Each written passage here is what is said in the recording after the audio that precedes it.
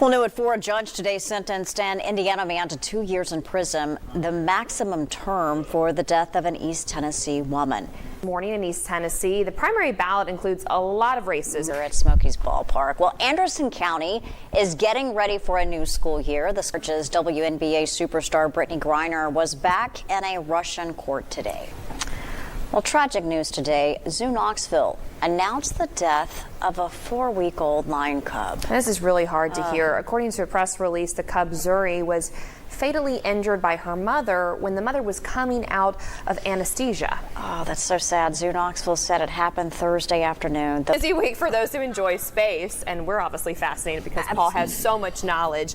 We've talked about the supermoon and those amazing pictures from NASA. So Paul's here with us to talk a little bit more about that. We were giving the Hubble Space Telescope a hard time. Yeah, but well, that's okay. It's understandable. But it's a huge deal. You were just saying that they're two very different beasts. The They Hubble and are, this new but telescope. if you take a historical perspective on this, which I do every time something like this happens, if you start with, thank you, Nani Darnell. Like this?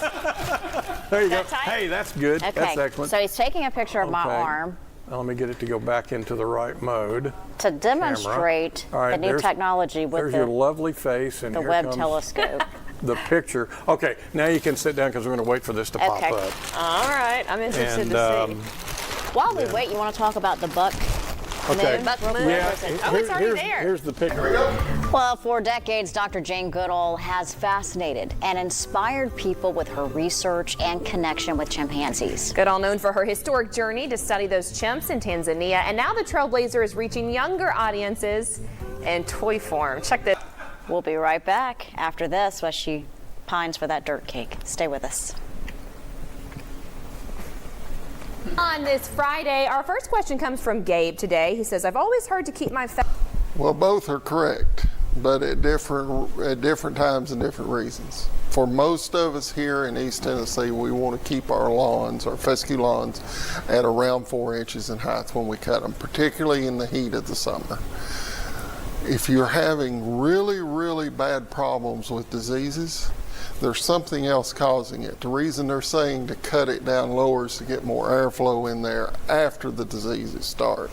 But if you cut it that low in temperatures like this, and with the stresses it has on it, you're going to lose some of that grass, with or without the disease. So my suggestion would be to leave it at 4 inches. Yeah, unless you're experiencing that disease. And Sally tells us she wants to know. It could be from the drought, but it could also be that your pH is wrong. So I would recommend that you go and do a soil test and determine what the pH of the soil is. Great, and you can just get a kit like that at the store? Yeah, you can call your local extension office and they'll get you a box and you can ship it off to the lab and it'll tell you what you need to do. Great, we want those blueberry plants looking nice.